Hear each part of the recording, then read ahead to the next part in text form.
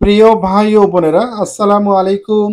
রাকিব অ্যাগ্রোর পক্ষ হতে আপনাদের সকলকে আন্তরিক শুভেচ্ছা ও অভিনন্দন। প্রিয় ভাই ও বোনেরা, আপনারা অনেকেই আমাদের কাছে শীতকালে আপনি হাড্ডিসার গরুগুলোকে কিভাবে জাই ভাত দিয়ে মোটা তাজা করবেন সে বিষয়টি অনেকে আমাদের কমেন্টের মাধ্যমে জানতে চেয়েছেন। আর সেই বিষয়টি আমরা A to Z আপনাদের সামনে উপস্থাপন করব। অবশ্যই আপনারা আমাদের সম্পূর্ণ প্রতিবেদনটি দেখবেন। প্রিয় ভাই ও বোনেরা, আমরা আমাদের খামারের হাড্ডিসার যে গরুগুলো রয়েছে সেই গরুগুলোকে মোটা তাজাকরণের জন্য আমরা জাই ভাত বা যাকে খুদির ভাত বলা হয় থাকে আঞ্চলিক ভাষায়, বা চালের গুঁড়োর ভাত বলা হয় থাকে, সেই জাই ভাত বা খুদি আমরা তাকে কিভাবে কোন প্রসেসে খাওয়াই সেটিও আপনারা দেখুন। অবশ্যই আপনারা মনে রাখবেন যে আপনার হাড্ডিসার গরুগুলোকে যদি আপনি শীতকালে মোটা তাজাকরণ করতে চান তাহলে অবশ্যই তাদেরকে জাই ভাত বা এই যেটি রয়েছে, অর্থাৎ আমরা সরাসরি আমরা দেখাচ্ছি যে খুদির ভাত রয়েছে সেগুলোকে আপনারা অবশ্যই রান্না করবেন।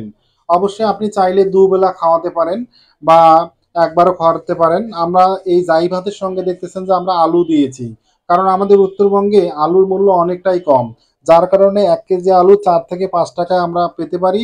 যার কারণে আমরা সেই জাই ভাত বা খুদির সঙ্গে আমরা সেই আলুগুলো, অর্থাৎ বিভিন্ন ধরনের আলু রয়েছে, তার মধ্যে আমরা বিলাতি আলুগুলো রয়েছে সেই আলুগুলোকে আমরা একসঙ্গে রান্না করেছি।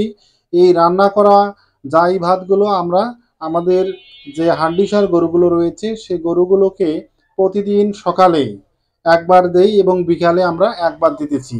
এখন আমরা বলবো যে আপনি যদি চান যে আমরা পরিপূরক অন্য কোনো খাদ্য বাদ দিয়ে আমরা কেবলমাত্র জাই ভাত বা খুদির ভাত দিয়ে গরু মোটা তাজাকরণ করবেন, সেক্ষেত্রেও কিন্তু গরু মোটা তাজাকরণ হবে ইনশাল্লাহ, কোনো সমস্যা নেই।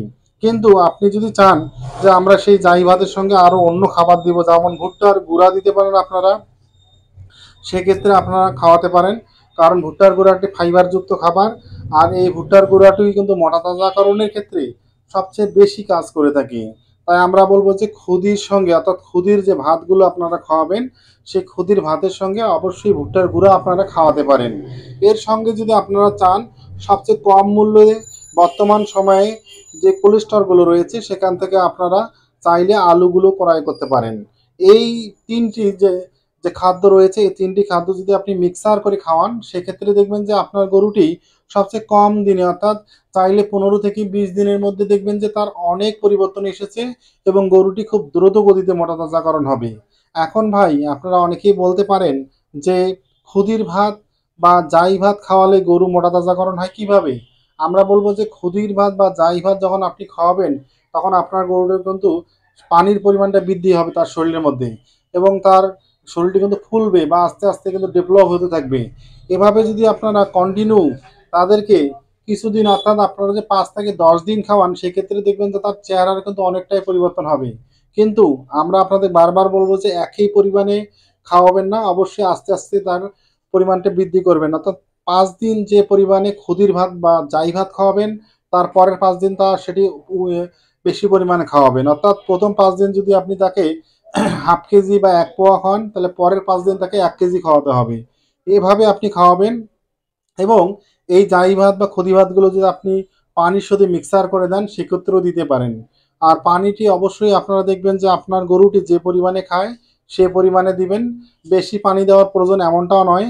আর আপনারা যদি চান যে বেশি পরিমাণে পানি খেলে সমস্যা হবে সেটি নয়, আপনাদের হাড্ডিসার গরুগুলো যে পরিমাণে পানি খাবে সেই পরিমাণে আপনারা অবশ্যই আপনাদের গরুগুলোকে আপনারা দিতে পারেন।